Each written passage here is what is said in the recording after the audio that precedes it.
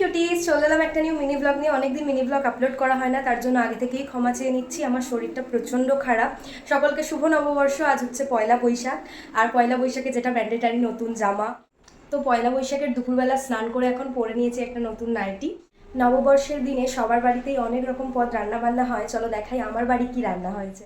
মাছের ঝাল, চিকেন, পটল চিংড়ি। মায়ের আর আমার সেম সেম নাইটি। খাওয়ার শেষ পাতে ছিল রসগোল্লা আর মিষ্টি দই। দেন খাওয়া দাওয়া করে রেস্ট নিয়ে আমরা সবাই মিলে বেরিয়ে পড়েছি। নববর্ষ বলে কথা, ঘুরতে তো যেতেই হবে। সবাইকে দেখিয়ে দিচ্ছিলাম। দেন আমরা উঠে পড়েছিলাম বাসে আর নেমে গিয়েছি গৌরীবাড়ি ব্রিজের শেষ প্রান্তে। আমাদের বেরোনোর কথা ছিল 3:30, আমরা বেরোতে এতটাই লেট করেছি যে সন্ধে হয়ে গেছে। পৌঁছিয়ে গিয়েছি আমাদের ডেস্টিনেশন পরেশনাথ মন্দির, যা শীতলনাথজি টেম্পল নামেও পরিচিত। মন্দিরে ঢোকার মুখের এই রাস্তাটা প্রচণ্ড সুন্দর। চলো আজকের মিনি ব্লগটা এখানেই এন্ড করছি, দেখা হবে নেক্সট পার্টে।